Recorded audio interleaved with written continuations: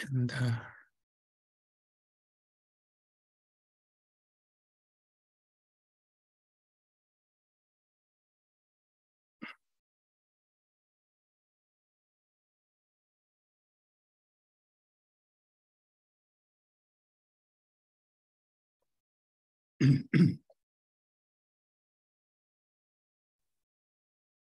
Good morning, everyone. Good morning.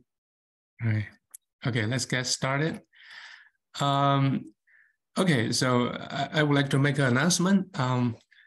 So for the final exam, I will only make final exam questions for you using the content that have been taught before chapter 9. So yeah, don't worry about the content after the chapter 9, including today. So our exam will only focus on the first 8 chapters, which means like I'm gonna give you some questions, like short answer questions, and also I'm gonna give you some like small project. Each of you will have a separate data set, small data set, and you're gonna choose to use some of my practice R code to help solve your problem. So yeah, so from today, so I'm gonna teach you a very advanced method, but this is only for your knowledge, for your benefit. I will not include the stuff learned from studied from today in the final exam. All right, do you like this idea? All right. Okay, so another thing is like I think right now it's the time for you to think about your term paper. All right, I have already received emails from some of you asking me whether some papers is suitable. Yeah, so if you haven't done that, please look for some good papers, publications, which covers one of our topics, of our class that have been discussed.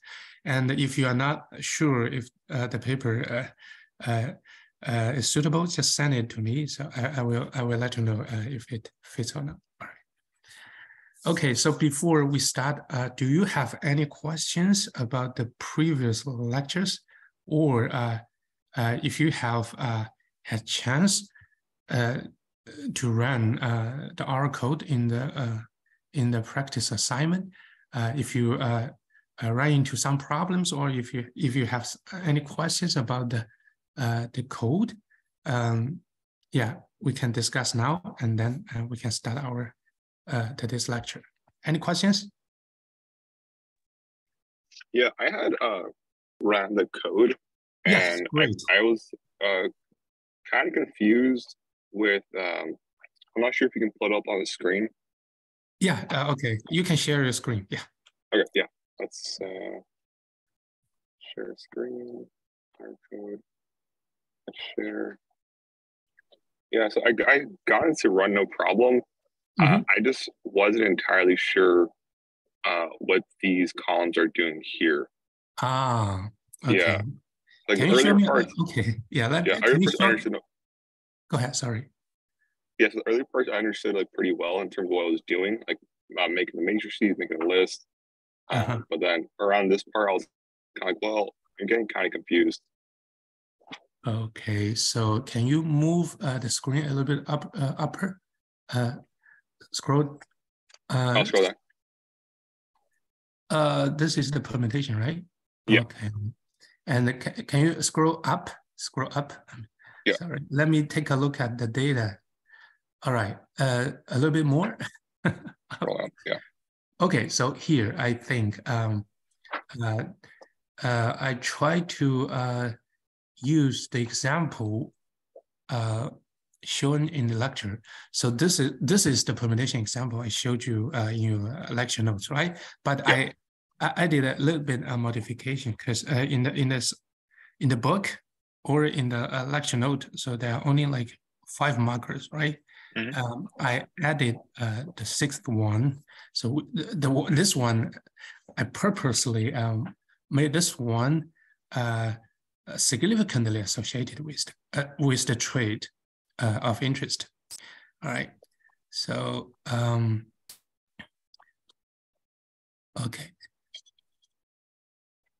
Okay, so that I can kind of get my head around. I guess I wasn't really sure what this was doing. Maybe I should just run it from the top real quick just to kind of yeah, that was totally fine. Yep. This vision was fine. This was pretty fine. Let me just see what. Yeah. All right. Good. All right. So can you show me the when you try to display the values in y vector? So can you show that? Just type y and return it. So okay. So this is the y value.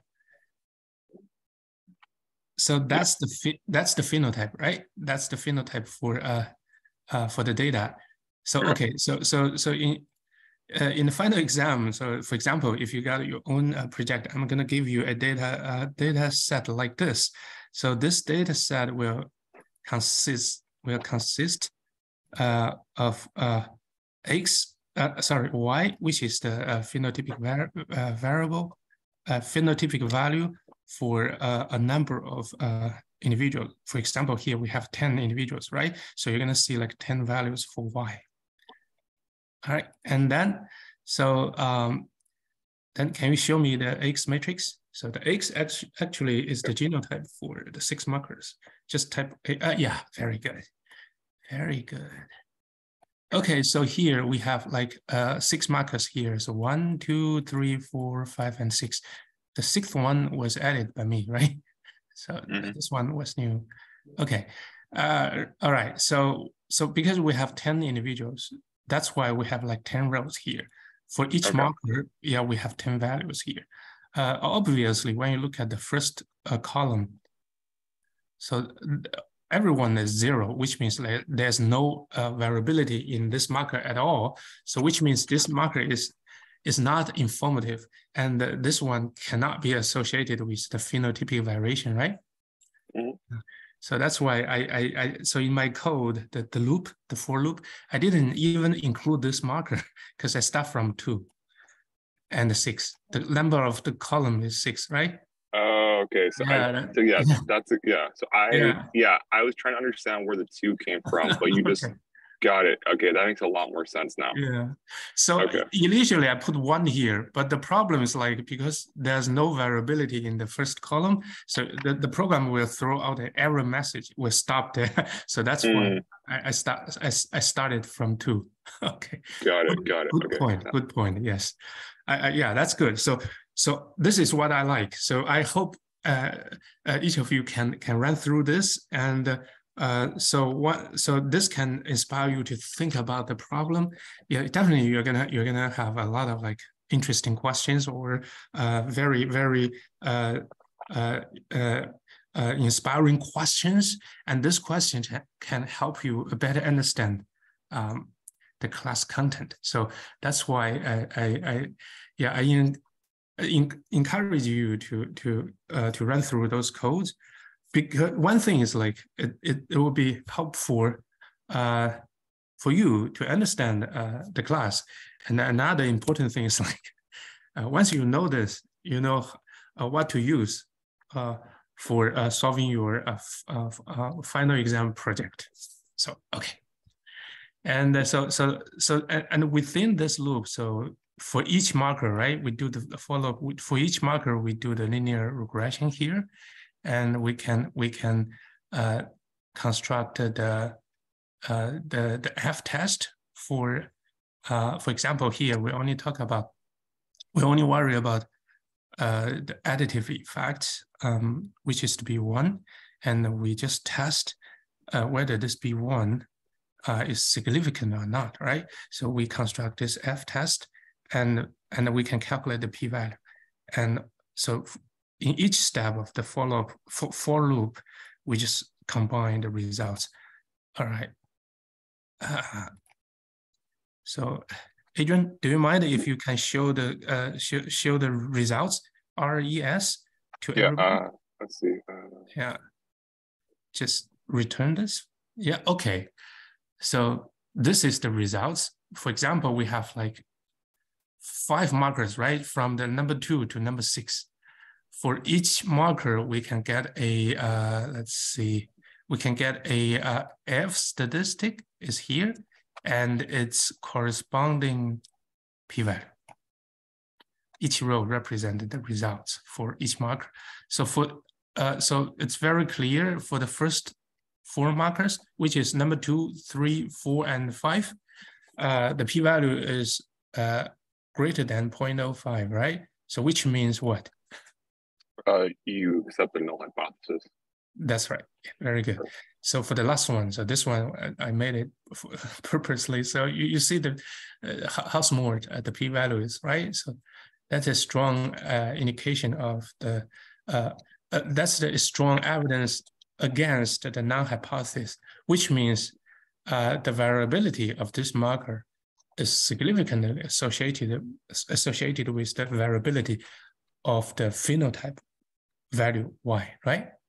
And okay, so in the final exam, I'm gonna ask you probably, so for example, instead of giving you just 5 markers, I can give you like 50. So you just use this block of code to get the results, like 50 rows, and you're gonna use this, the second row here, second column here, which represented the p-value from the individual test, right? So you are gonna use this p-value to make a Manhattan plot, something like this. So for example, you're gonna get something like this, right? This is the the y is the minus log p, and this is like the marker, order the marker. So you're gonna plot the p-value, the minus log p-value against this marker, order the markers, and try to find the significant signal. And you also need to draw a horizontal line to represent your cutoff, and this will. So I'm gonna give you another example, probably this week or next week. So to make this kind of Manhattan plot, you need to specify the cutoff, and this cutoff should be chosen based on the multiple comparison principle. So last time we talked about the multiple comparison principle, right? Because for each one, you cannot use the 0.05 as a cutoff, the p less than, because when you just do a single test, that's fine. So 0.05 is a rule of thumb. However, if you do multiple comparison, for example, here, if you test 50 markers, 50 genomic loci simultaneously, so you cannot use this cutoff anymore, right? So you have to do some modification. So the one simple way you could do is to use this cutoff. So the M is the number of markers. So in this case, the individual test will use the new cutoff like this. So you divide this 0.05 by the number of markers, 50, and that should be something like this, right? So, okay, if this is the new cutoff p-value, you calculate this value, the log of this value, and then you can find this line, the horizontal line, and you're gonna make a plot like this, the easy version, the simple version, with this curve and this cutoff. Then bingo, you got full credit for that problem. Does that make sense? Yeah, it makes a lot of sense. Okay, good.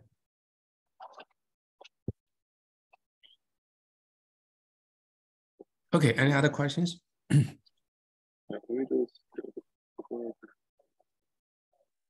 That's the permutation, right? So yeah. this one I understood pretty well. Okay, nice. Yeah. So you're gonna present something like the bootstrapping, right? Yes, I am. Okay. Wow, that's good. That's a very, very nice topic. So yeah. Okay, I think the rest I can follow along pretty well. Okay. Good. Yeah. Okay. All right. So do you mind if you can explain this plot to everyone? So, I can't explain it myself right now. No. Oh, okay, sure, no problem. I mean, this one probably, yeah.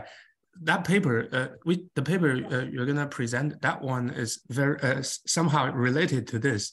So after you study that paper and prepare your talk, so just refer to this plot, and this can help your presentation, I think. Okay, perfect. All right. Okay. Any other questions here? I think I'm good for now. Okay, good. All right, let's get started.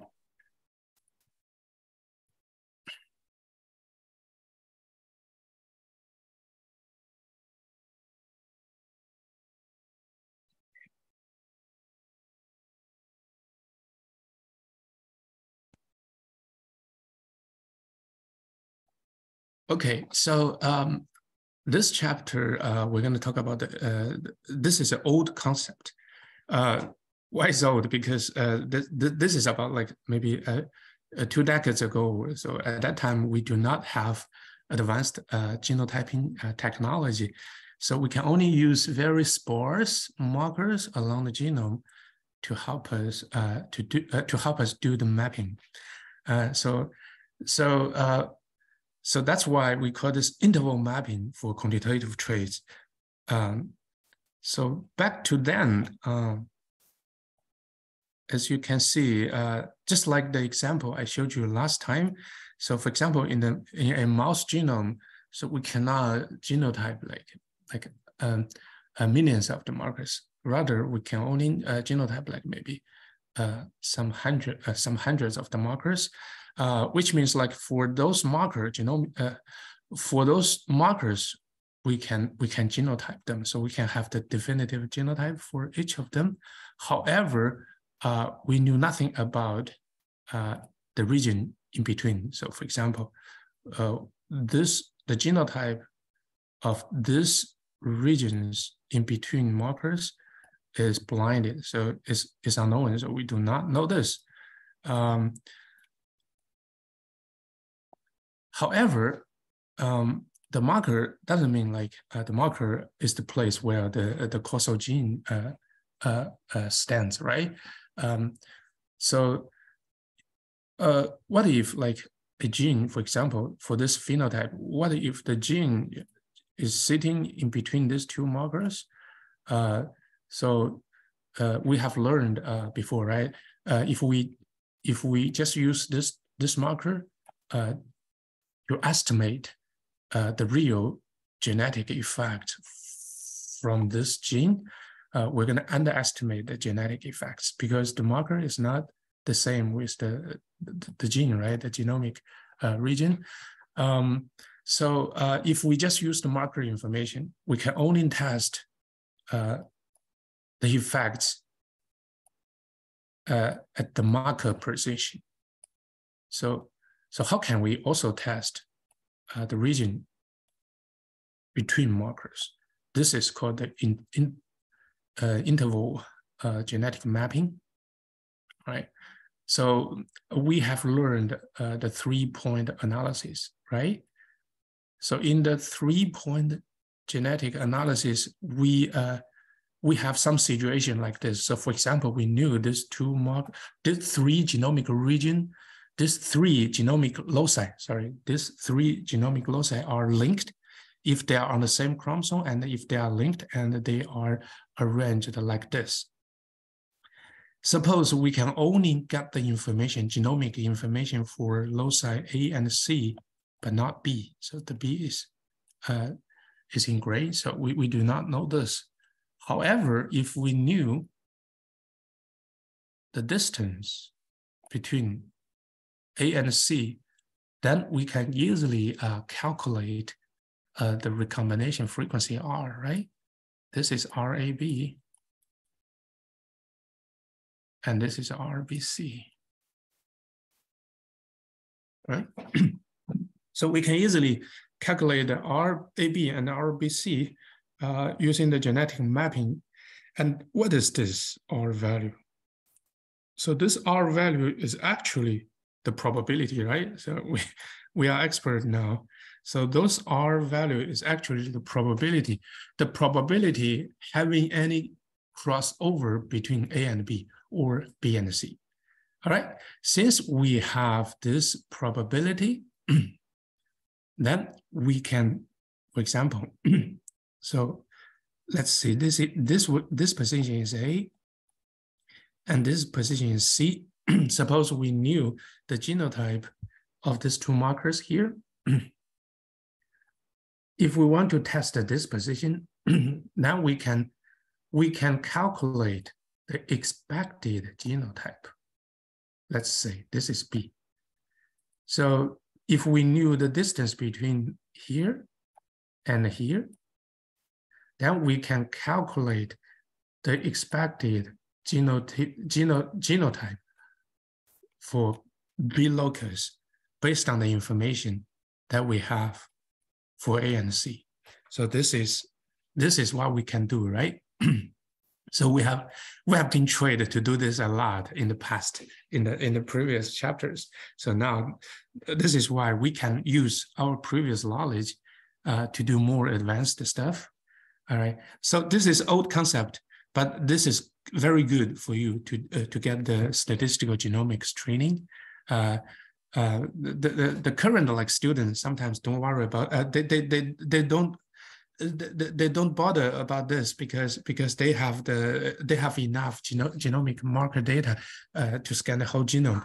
But I think this theorem, this knowledge is quite important. It's in the history, but it's benefit for you to learn this, to learn how the pioneers develop models to solve this the genome scanning using very limited genomic markers. Those are smart. Those are very smart ideas and technologies here. Okay, so by doing this, so theoretically, we can test any locus on the genome if we have the marker information here. Sorry.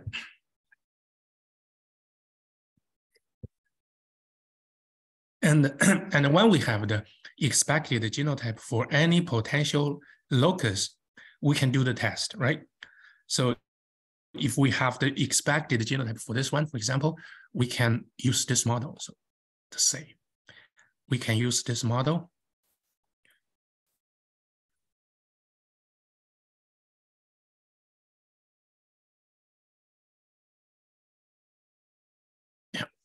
This is a linear model. So in my code, in the R code, the for loop, you see I keep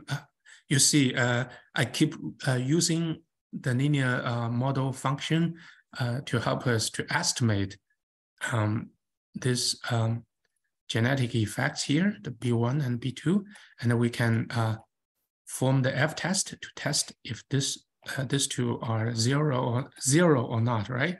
And then we can get the p-value for each of them. And once you have the p-value, you can plot something like this, the Manhattan plot here, right? So if we can calculate the expected genotype for each potential locus, then we can do the test and make the plot like this. So this is one of your final exam questions. I'm gonna give you the practice code by which you can make the plot like this based on your test results here.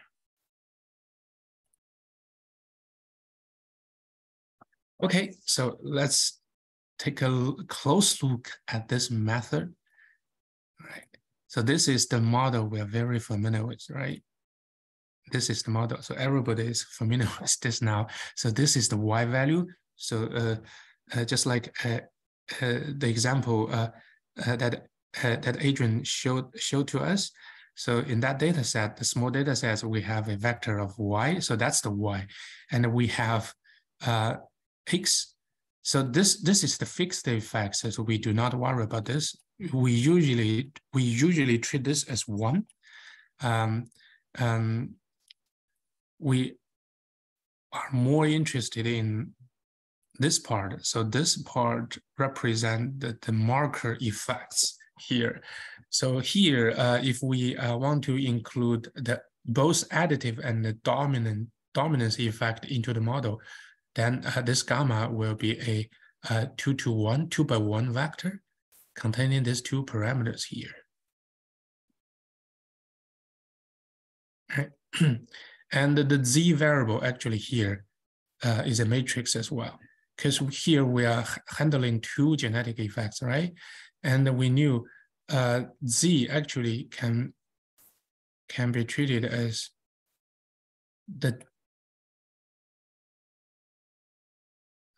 I forget what we use for the past.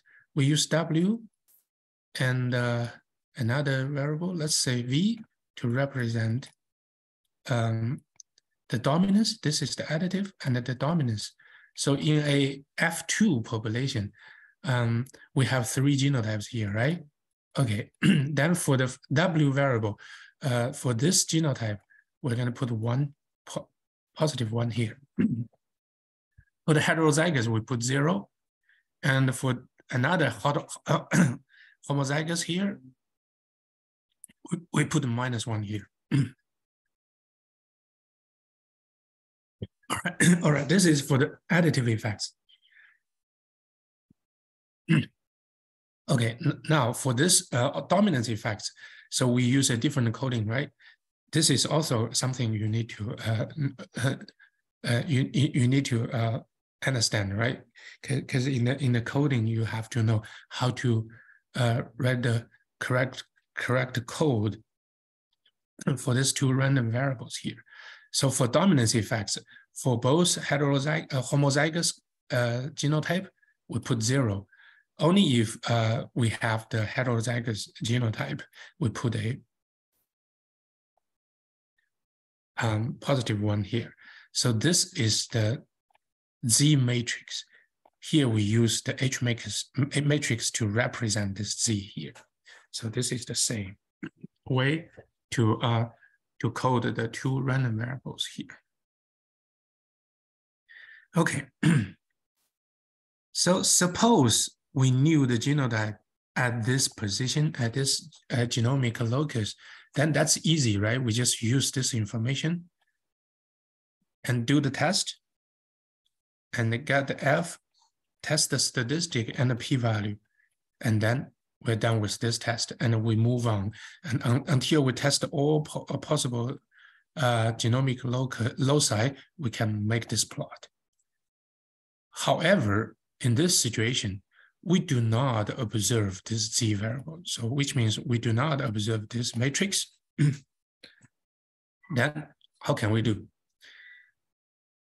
What we can do is to replace this unknown Z. So this is unknown genotype. This one, the genotype at this locus is not observed. But if we want to test this place, this locus, yeah, what we can do is to replace this unknown Z by its expectation. So what is the expectation of ZJ, sorry. Suppose this is the Z. This is the genotype for the B locus, right? Suppose we can observe the genotype for 2 flanking markers of this B locus, then we can easily calculate the expected genotype for this B locus. So let's use the UJ or the expectation of this ZJ to represent the expected genotype for this guy. And I hope everyone is comfortable with the formula for calculating the expected value of any random variable. So this is the formula, right?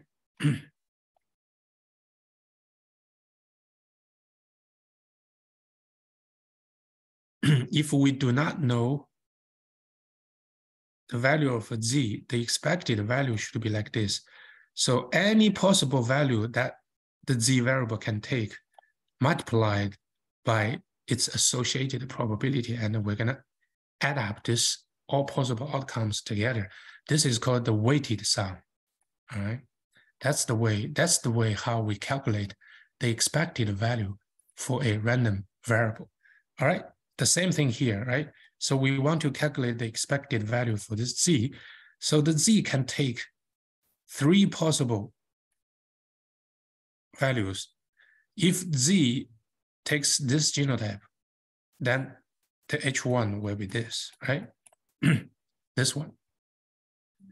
If the genotype for z, for the B locus is heterozygous, then the z will take H2, which is the second row, right? And so on. This is the third row.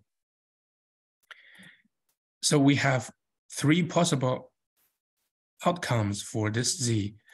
And for each outcome, this is the associated probability. And this probability can be calculated using what? So remember, this is the possible genotypes for B, right? We want to calculate the expected genotype for B locus. So, and we need to calculate the probability that the B takes the genotype of this, and this. So how can we calculate these 3 probabilities here? All right, we can use the information of these 2 markers here. And if we knew the distance between A and B and B and C, then we can calculate RAB and RBC, right? And these probabilities here can be used to calculate the 3 probabilities here. So once we're done with this, then we can easily calculate the expected value for this genomic locus. Is that clear? Okay, very good. Okay, so this method was proposed by Haley and Knott many years ago. I'm going to show you. So actually, there was a flaw in this method, and Dr. Xu actually advanced this method and corrected this flaw in his version. All right. So this is the way how Haley and Knott tackle this problem, the missing value problem. It's very smart, but there was a flaw. I'm going to show you there. All right. So the flaw here, one flaw in this method is here. So if we use this model,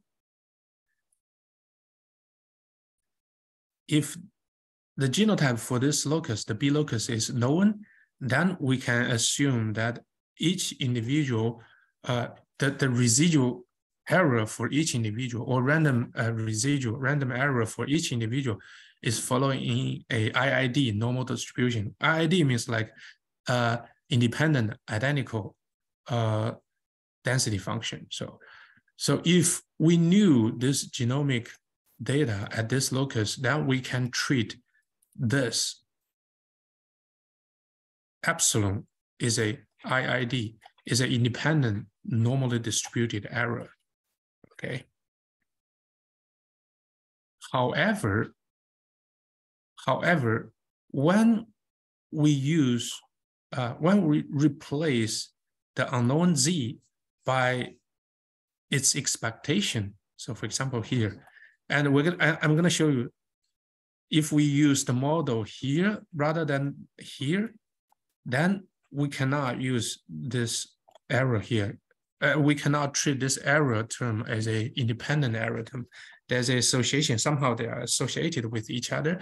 So in this paper, in Haley and the Lott paper, so they didn't, for simplicity, they didn't correct this the dependency of this random errors. So that means like the method was great, but was not 100% accurate. So I'm going to show you here.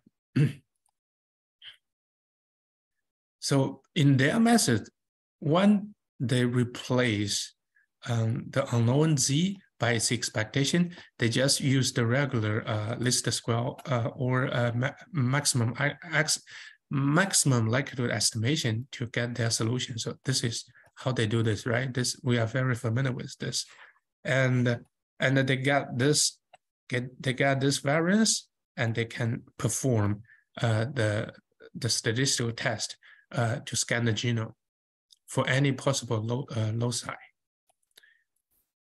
Okay, and after we can calculate either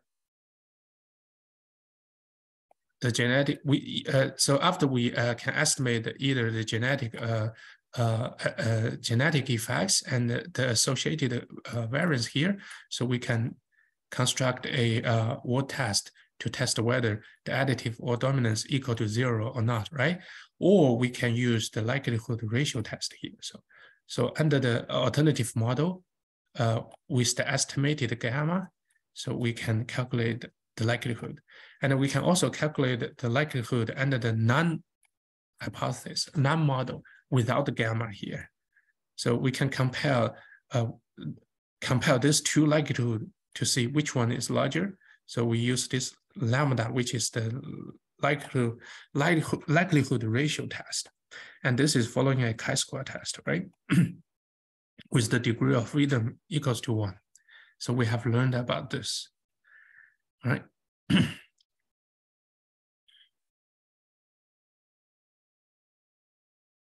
All right, as I mentioned, there was a flaw in the previous method. And Dr. Xu actually developed a advanced method which corrected their flaw.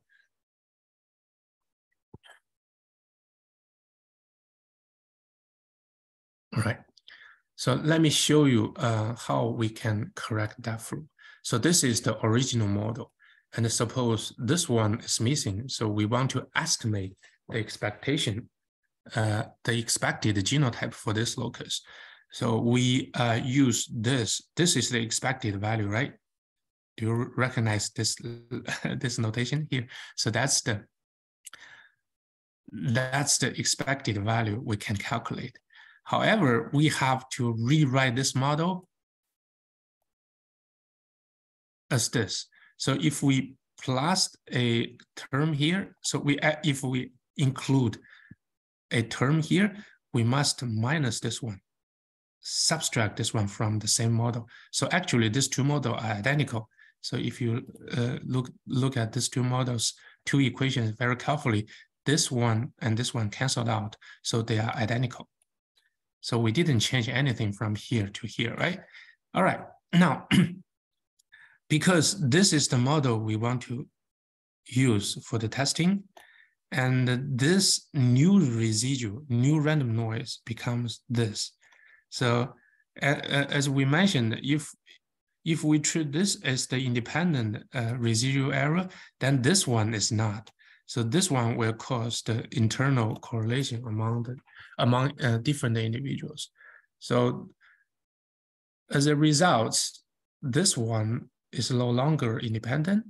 Then when we use the linear regression model to calculate the variance, this variance should be written in this way. So they are no longer independent from each other. So that's the correction, right? So I don't want to go too deep. So this is a little bit advanced for the class. I just want to show you the difference between this model and the previous method. Okay. And okay, so now once we have this corrected term, so we can calculate the expected value, this and this, and so we can estimate the individual variance, and this is the weight, and we are familiar with this, right? This is something like the MLE or least square estimation. So this step we can estimate the parameter of interest, and here the gamma is what we want, because the gamma include the additive effects and the dominance effect. And this is the residual variance. And we just use the EM algorithm because we're dealing with some problem. We're dealing with the problem involving some missing data, right? In this case, to make the solution easier, so I think the expectation maximization EM algorithm will be the best choice. So this is what we do here. So we can easily write the code and let the EM algorithm to help us to find the solution, and then we can get the likelihood for the alternative model and the non-model. So based on that, we can calculate the likelihood ratio test statistic chi-square. So any questions? Now, as you can see, I move very fast. The first thing is like we have learned all the required, the fundamental knowledge about this calculation. And the second thing is like this is not required for the final exam, so that's why I move relatively faster than before. But I still hope like I can make this clear to everyone. Any questions for this part?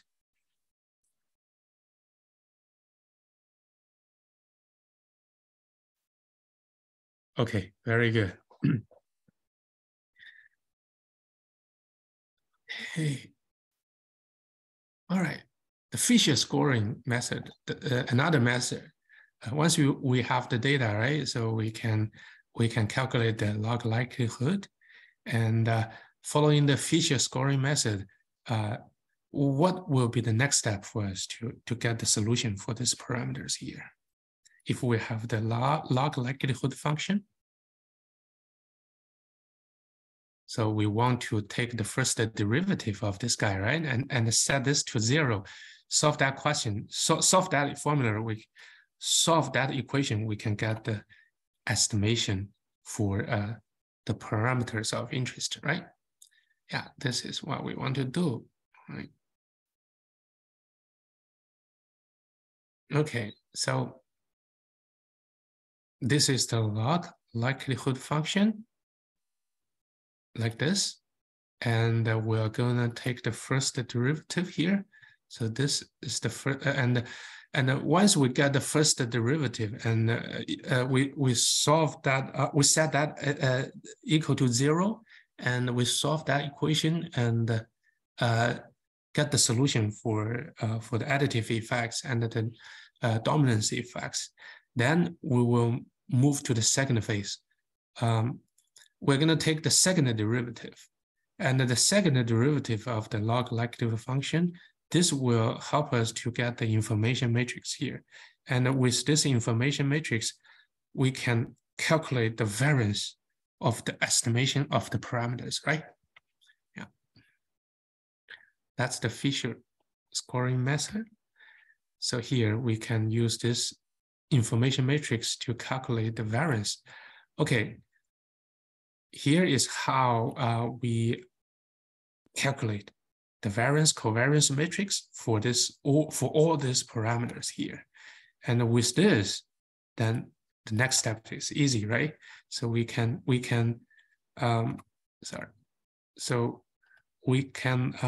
for example, if we want to test the gamma, so we can form a ratio like this.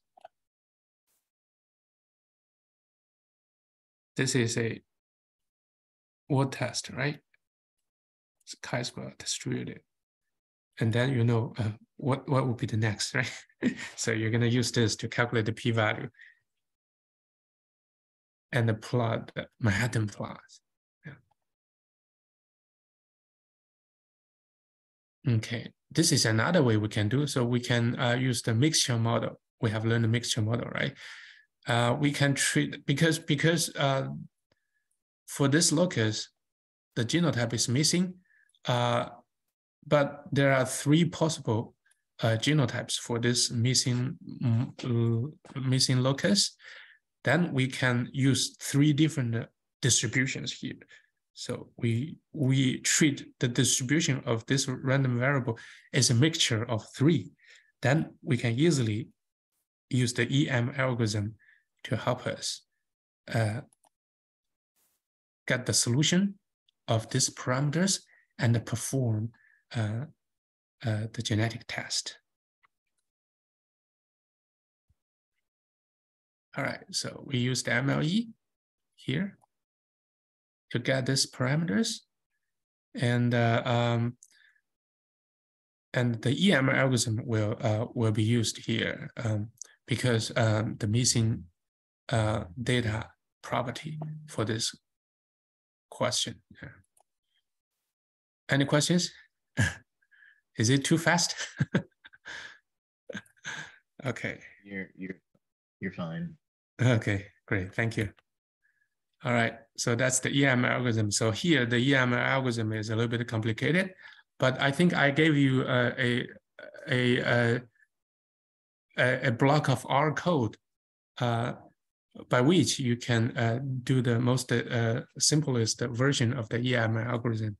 If you want to test the association between any locus and the phenotype, right?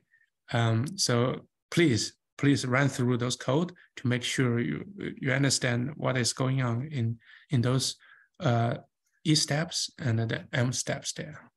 Okay, and in the final exam, you're gonna use that code to help you solve some problems. Okay, variance and the hypothesis testing. So this part is the same. Because when you got the gamma, the estimation, you can construct a word test, right? Or alternatively, you can use the likelihood ratio test to test whether this locus is associated with the phenotype or not.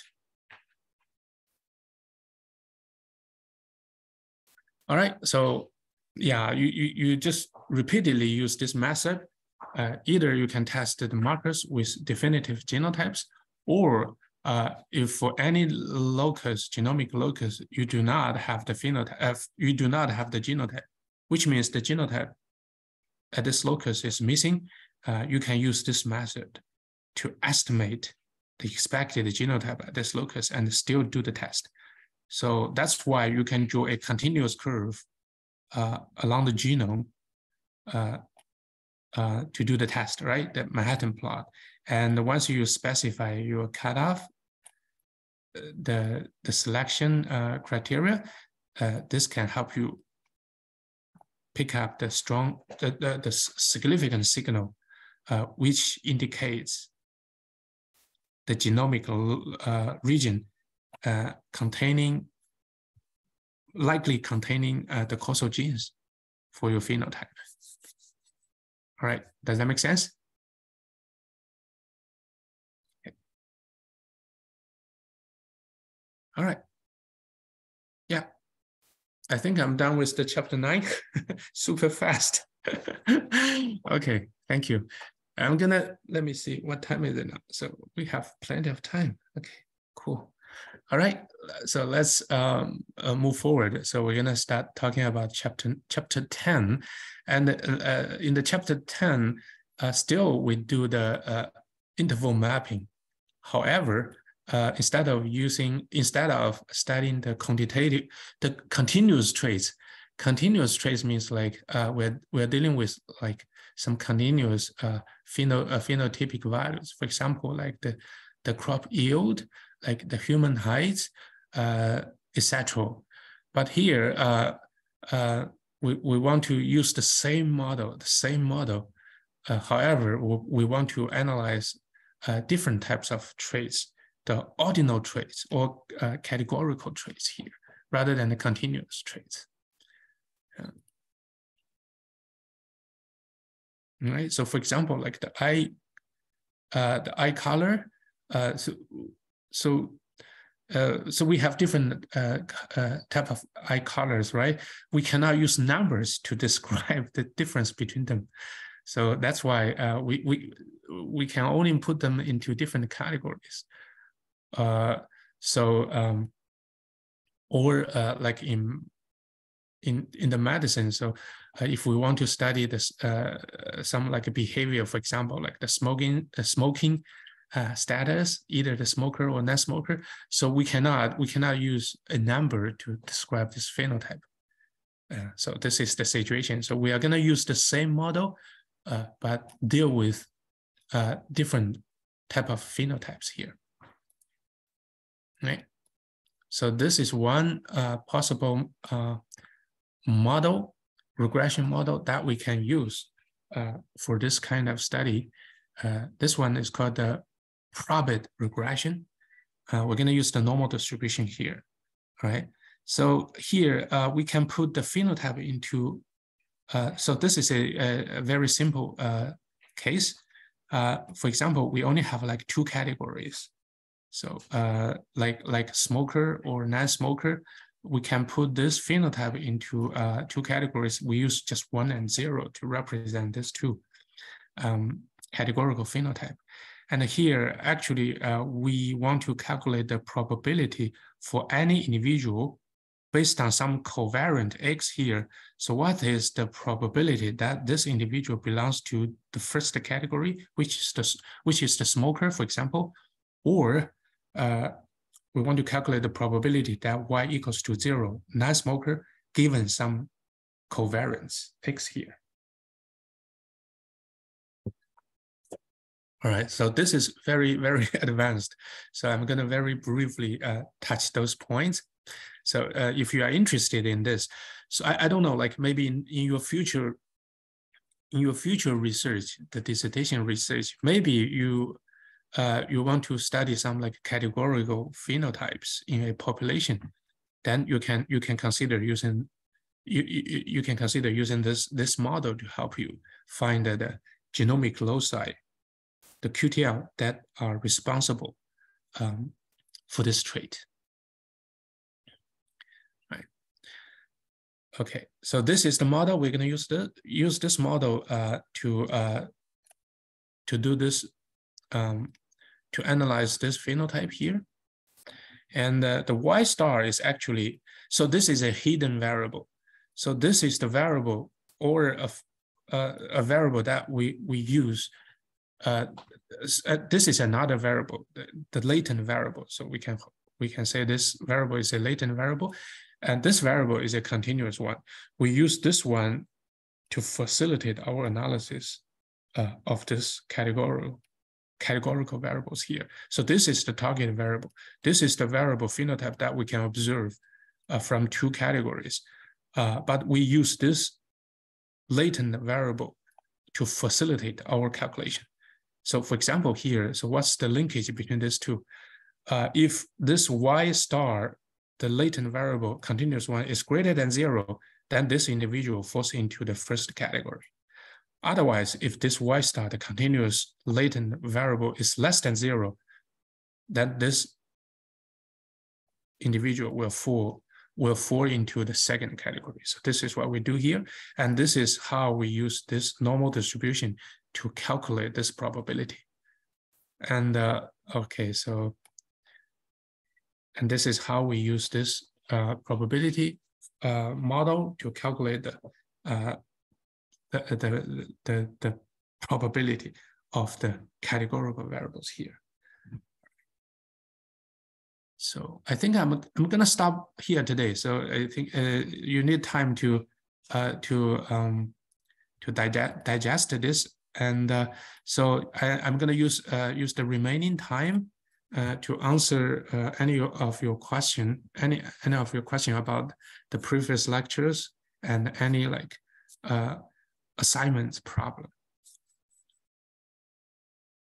Or if in the past, if you have if you have some problems in understanding some concept, so we can use this time to discuss that.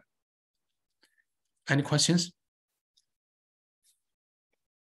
Or if you have some questions in your own research, for example, I hope my lecture can give you some inspiration or some idea of your own for your own research. So if you have any problems or question relating to your own research, just let me know. We can use some of our knowledge to help solve your problem. Yeah. Any questions? Oh, okay. All right. All right.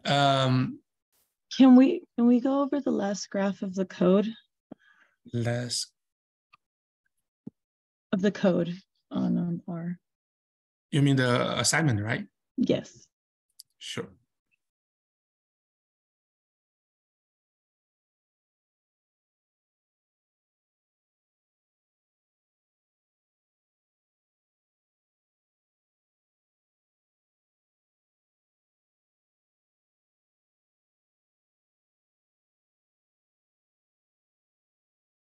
Okay, so which one do you want to go over?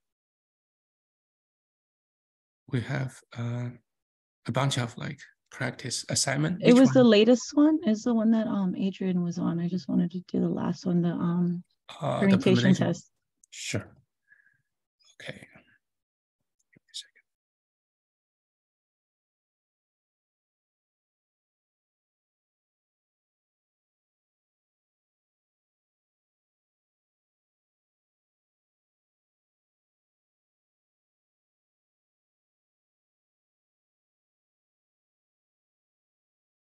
Okay, so can you see my screen here? Okay.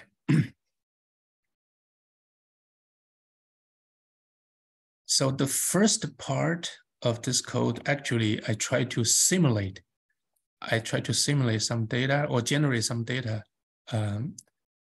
for this problem. So in the final exam, I'm going to use something like this to generate data sets for each of you. So I'm going to use different parameters and schemes to generate different data. So each one of you will have a different set of data. All right. So this is example here. So for example, we generate the phenotype value for 10 individuals, right? So we have 10 individuals here. So we can think about this as a crop height, so like centimeters or something like that.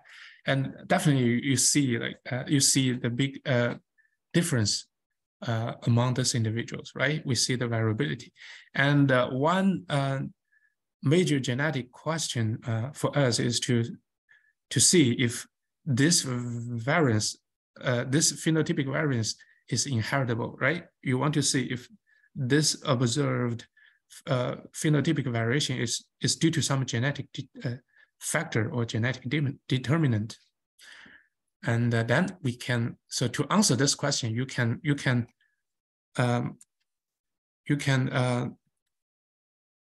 the genotyping. So for example, you for each of those 10 individual, you can check the genotype for some markers. So here, suppose we are dealing with 6 markers.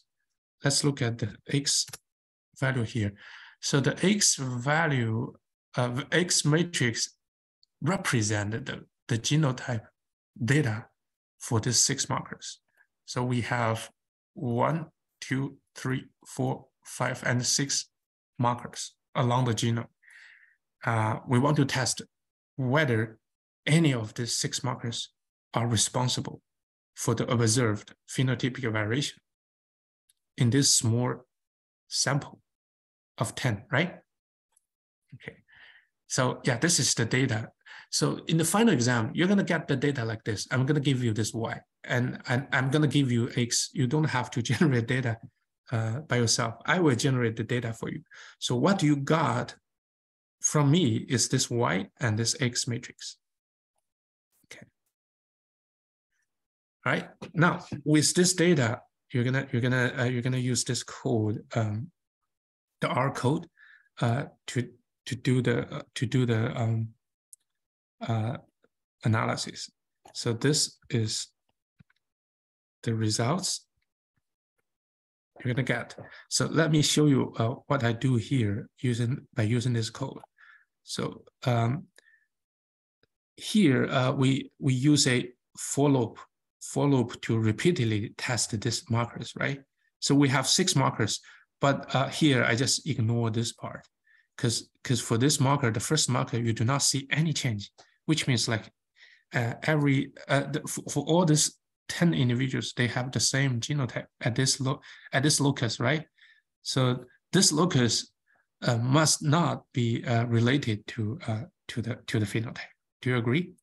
Yeah, this is the point. So I take this one out. I took this one out because if I include if I include the testing of this marker, it will stop the program because there's an error. When you do the linear regression model, if the program does not see the variability in this X variable, it will stop and throwing out and throw out an error message. So that's why I let the loop start from 2, the marker 2, and continuously testing each marker until the marker number 6 here. So here, just the for loop is starting from 2 to 6. The number of the column is 6. Okay, so in this loop, first we're gonna test the regression model. So this is how we do the regression model, right? We want to test whether the Y is associated with this X, each marker here. And so after you finish this linear regression model analysis, the model can tell you the F statistic about the coefficient and also can calculate the p-value for this test. So this last row actually means each time I'm gonna append the results to the previous one. And after you are done with this for loop, you're gonna see the results here. In this results, you have 5 rows, right? Each one represents a test results for a marker. So this is the number 2, 3, and so on. This is number 6. And the first column actually represent the F-test statistic. The second column represents the associated p-value for this F statistic. And this is the major thing we want to pay attention, the p-value, because the p-value show which marker is significantly associated with the phenotype, right?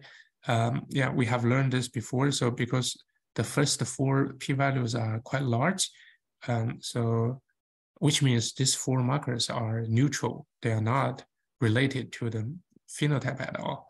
Only this one gives you a very small, tiny p-value, showing indicating a significant association between this marker and the phenotype. Right? Okay, let me show you how we can make a plot. So if you got this, you can plot, let's say, X, we can use like C125226. This is the marker. And the Y, we can use residual. The second column and the type. Oh.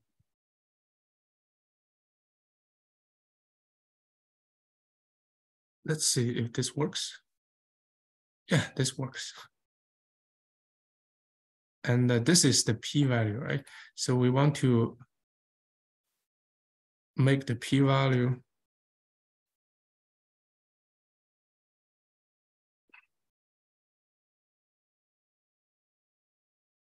log 10.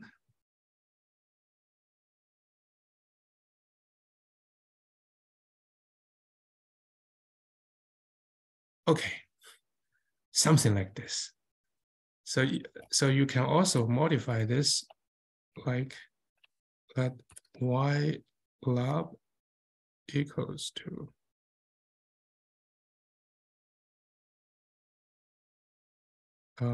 minus log p and x log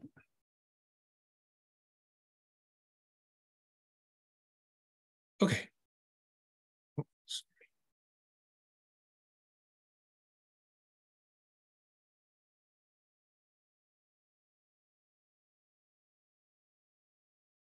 So you can generate some plot like this. So this is the marker 2, mark 3, 4, 5, and 6, right? And this y-axis represented the p-value, the minus log 10 based p-value here. All right. And so when we go back to look at our data here, so basically we want to use this p-value to make this plot, right? That's something similar to the Manhattan plot, right? So we can scan the whole genome according to these markers and plot this minus log p-value here, something like this, right? You see the signal here. So if I give you more neutral marker, you're gonna see something like this, right? And if you can figure out, like for example, like the cutoff here, anything below this, that's neutral loci, and anything beyond this threshold will give you the significant the association signal, right? Is that clear? Okay, all right. So for this part, this is the regular part, and let's look at the permutation. The permutation, okay. The permutation here is, let me see. So suppose, because this is a small sample, so we do not know if the test gives you a accurate estimation. So sometimes we can carry out a permutation test to test some like marker of interest. So for example, based on this result, it seems like the marker number 6 is a QTL, right? Is associated with the phenotype. Then we can specifically test whether marker number 6 is a good one by doing the permutation. So here we just focus on the marker number 6 here. All right, we tested this marker number 6 again. So this is a test statistic. Oh, this is a big one. So by doing this test, we can get the F statistic like this big for this marker, and we can do the permutation for 100 times. So do you still remember what we talked about last time? The permutation. So in each permutation, what do we permutate actually? So here in permutation, so for example, here we want to test if Y, here the Y, we have 10 values, right? If Y is associated with the marker number 6, So that's the marker number 6. They are associated, which means like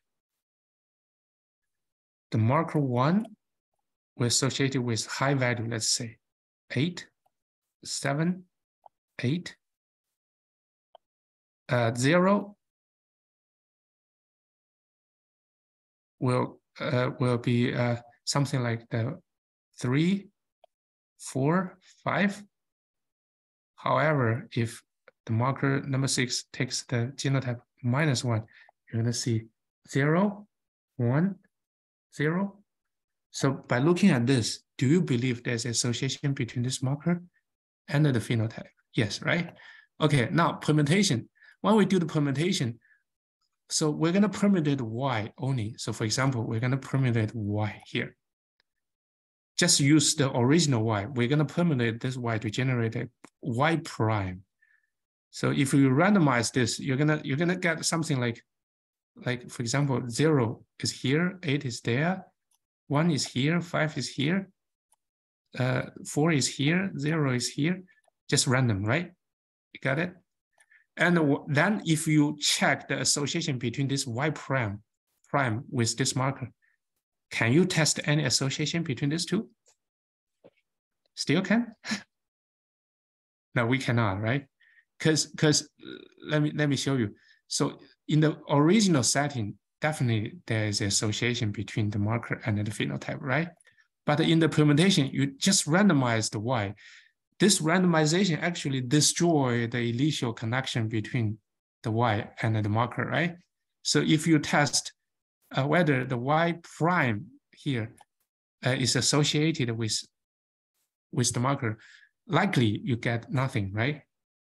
Yeah, this is the permutation. So you do this permutation many times. For example, after you are done with the first permutation, you do the permutation again, generate Y prime. Still random values here. So if you test the association between this Y prime with the marker, very likely you get nothing, right? And you can keep doing this for many times. So that's the permutation. You can do this Y prime, Y prime, and until Y 100 prime here. So this will gives you a lot of non-association data sets, right?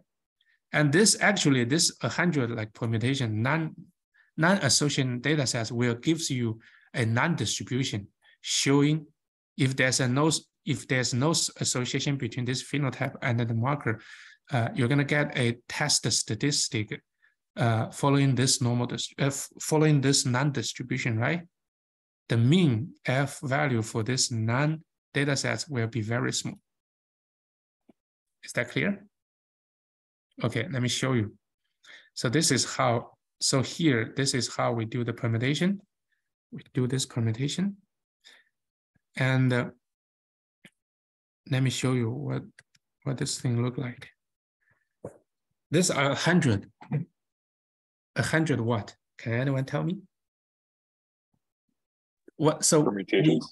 Yeah, permutations. So for each one, so for example, this value represent what? For the first permutation. This value actually represent the F test statistic calculated for the first permutated data sets. Okay, this one is small, very small, right? Can you see this one? It's very small. Yeah. Why is that? So let me show you the real. So this is the F statistic that we calculated without permutation. So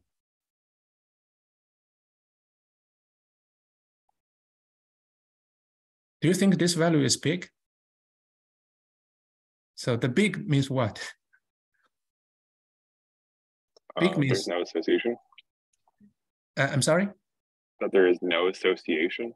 No. This one actually is calculated from the original data sets before the permutation. So before the permutation, we knew there's a big association between Y and the marker 6, right?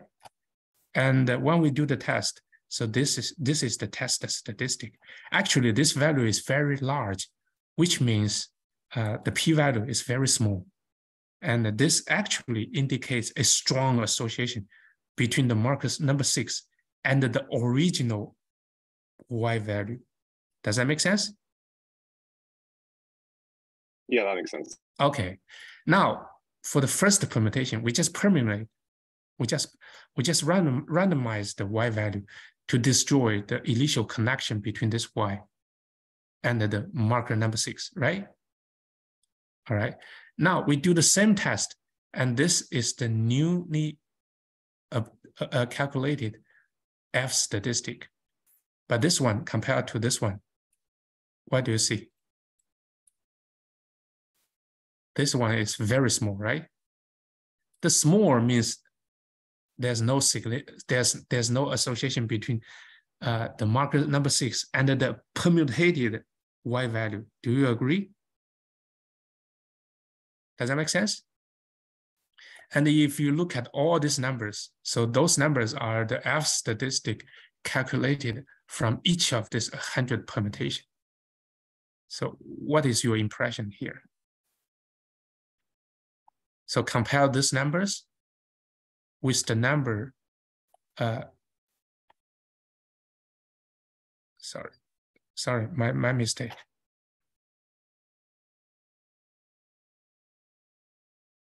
This is the value you calculated from your original data sets, right? All right, if you compare all this test statistic from the permutation with your number here, what do you think?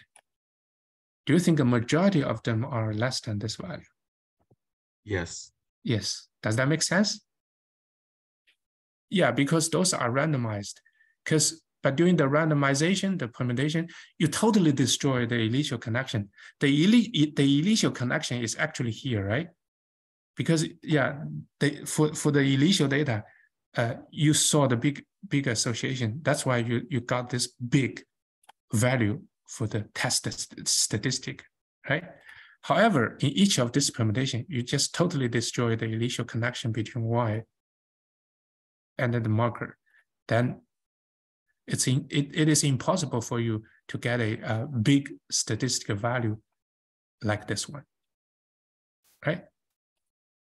Okay, now if you just plot, so if we want to plot the density of this 100 values here, so this is what we got here.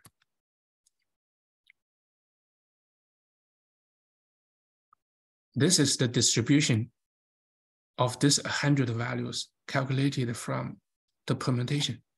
What is your impression here? So majority of these values are small, right? See, because there's no association between the marker and the randomized y. But some values are still large. Why? Why is that? That happened just by chance, right? So sometimes but when we put our original data in this plot, let's see. What do you see here?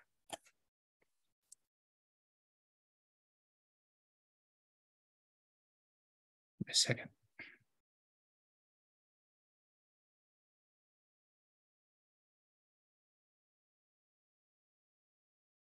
Okay. All right. So here, the curve represented the distribution of these 100 values, right? This is important.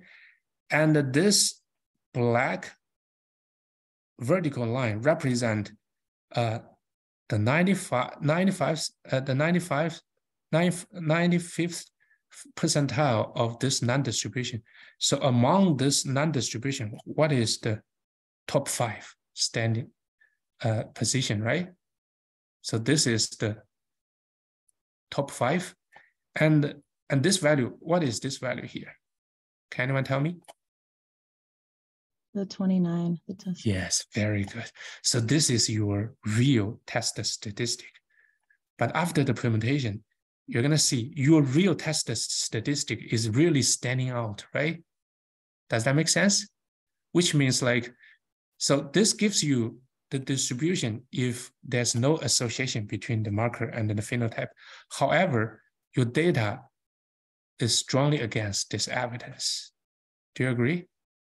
So this is how the permutation works in this significance testing. Does that make sense?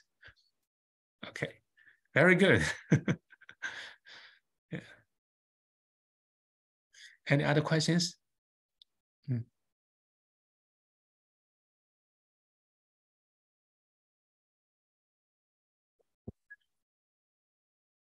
Thank you. Let me see. Okay, so doing great. All right. So if you do not have any questions, we're gonna stop here today, and I'm gonna prepare some more practice assignment code for you to study, and you can start thinking about your term paper and let me know if you need help. All right. Thank you, everyone. Thank you. Thank you. No problem. You're very welcome. Okay, see you next time. Bye-bye. Bye. Bye. So I just one thing. Yeah. I think I finally decided my term paper, and I think it's gonna be the one that Han sent. Not sent, but like the one she recommended yesterday. Sure. So what topic? So I know that is about like the phylogeny, right? Phylogeny analysis. Okay, so I think in that paper probably many statistical topics are covered. Yeah, that's right. Yeah. So you can pick one, just anyone you like, and that one. Wait. So you mean I'd only pick one of the things, like one of the methodologies that they use or something? No. If you want, yeah, the more the better. But that's the minimum, right? So yeah, so for this is the requirement for any student in this class. So I ask each student to find a paper which covers at least one topic we taught in this class, and just focus on that topic. You can give a presentation, or if you think like maybe 2 or 3 statistical topics are related in this paper, you can talk them all, in your presentation. That doesn't matter. Okay. Yeah, because since I'm gonna be reading it anyway, I might as well do a presentation on it. Yeah. So yeah, that's all I wanted to say. Okay. Do you want me to like send you it, or I mean, I guess you probably already know what it is. I don't think I need you to check and see if it counts. I'm pretty sure it counts. Okay, then you don't have to send it to me. No problem. No worry. Yeah. Okay. Thank you. Have a nice day. You too. Bye-bye.